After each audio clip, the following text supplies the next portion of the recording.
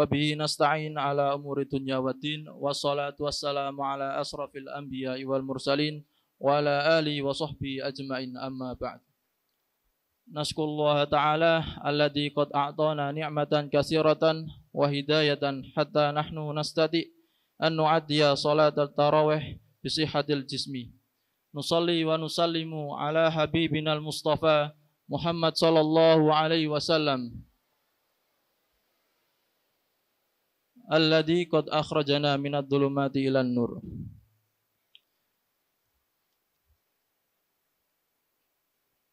Pada malam hari ini izinkan saya menyampaikan sedikit kultum tentang mengenai fenomena yang terjadi di bulan Ramadan dan manfaat dari puasa. Perlu kita ketahui bahwasanya khususnya maraknya fenomena ini mungkin sudah ada sejak zaman dahulu, yakni fenomena membatalkan puasa tanpa adanya udzur syar'i atau tanpa ada alasan yang diperbolehkan dalam Islam. Nah, khususnya yang terjadi pada zaman sekarang ini, bagaimana membatalkan puasa atau dijadikan sebuah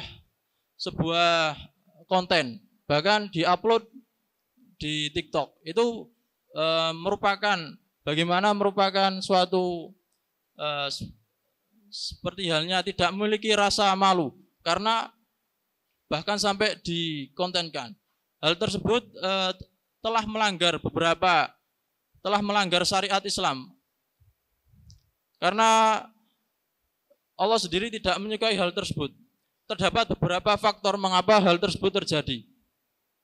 Yang pertama, perlu kita ketahui bahwasanya hal tersebut terjadi dikarenakan yang pertama itu kurangnya pemahaman tentang puasa, kurangnya pemahaman tentang hakikat dari puasa itu apa. Makanya hal tersebut terjadi sehingga ingin membuat suatu yang viral, tetapi melakukan dengan suatu yang salah. Kemudian faktor yang kedua, dikarenakan yang pertama membatalkan puasa itu dikarenakan sudah tidak kuat dengan godaan makan atau minum. Apalagi saat siang-siang ada es teler atau es lainnya. Itu membuat iman kita yang apalagi imannya nggak kuat bisa tergoncang. Nah, hal tersebut juga dikarenakan faktor niat yang tidak ada. Jadi perlu kita kuatkan niat dari sebelum atau saat sahur, kita harus niat dengan kuat, sehingga saat di siang-siang hari atau bahkan saat subuh kita gak lupa untuk minum. Kemudian faktor yang ketiga, mengapa hal tersebut terjadi? Dikarenakan faktor kebiasaan. Nah, bagi yang sudah memiliki kebiasaan hal ini, tolong diberhentikan, karena faktor yang kalau sudah kebiasaan, maka lama-lama sulit untuk disembuhkan, karena hal tersebut sudah menjadi suatu kebiasaan. Dan juga dikarenakan faktor lingkungan. Faktor lingkungan ini bisa dikarenakan faktor teman ataupun faktor keluarga yang mungkin jarang puasa, atau teman-temannya yang sering tidak puasa. Hal tersebut juga bisa terjadi. Lalu balasan bagi orang yang melakukan seperti ini itu apa? Dikatakan di salah satu hadis bahwasanya orang yang membatalkan puasa tanpa adanya udzur syar'i atau alasan yang diperbolehkan oleh Islam, itu Allah akan merobek mulutnya dan mulutnya akan mengalir darah. Itu salah satu balasan. Kemudian dari Adhabi pun berkata bahwasanya barang siapa yang membatalkan puasa tanpa adanya udzur syar'i atau alasan yang diperbolehkan oleh Islam, dosanya itu melebihi dari dosa berzina.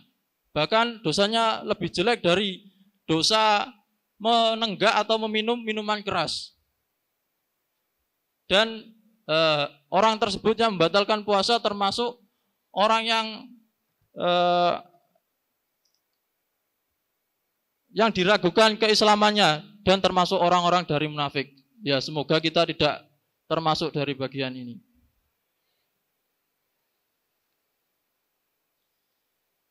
Nah, puasa ini tadi kan memang sudah Allah perintahkan kepada kita. Pasti memiliki suatu kemanfaatan. Salah satunya dalam perspektif Islam. Islam memandang bahwasanya puasa ini mampu menjadi perisai atau tameng sebagai tameng dari api neraka. Seperti halnya yang disebutkan dalam hadis asyamu junatun minan nar. Jadi puasa itu menjadi tameng atau perisai dari api neraka.